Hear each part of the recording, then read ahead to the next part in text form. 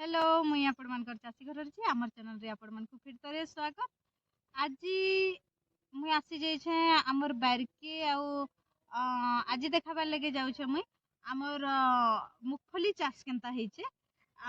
हमर आडर गुटे खरा दिनर गुटे माने पॉपुलर चाष जेटा माने बहुत खरा मास रे बहुत चाष करसन मुगफली चाष हमर आडे का हेले जे कि मुगफली चाषटा बहुत कम पैन रे हेतिसी आउ कम दिन रे हेतिसी आ कम पैन जेहेतु ताहाके दरकार आ बहुत लाभदायक चाषटी सेटा सेतिर लगी हमर याडे माने ई डालुआ खेड़ के मुगफली चाष तार माने चीना बादाम चाष करबार लगे बेसी पसंद करसन। तो आमे भी एटा हमर बारी मुगफली चाष करिछो।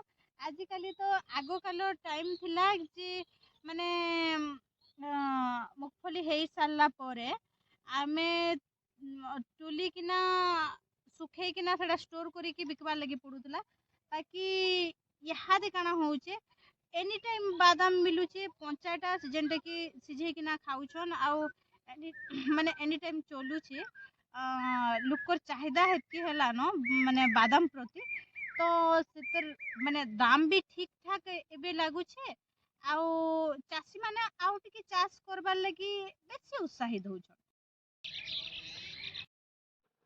तो केनता हिचे हमर चिना बादाम चाष देखुन आ कमेंट करुन।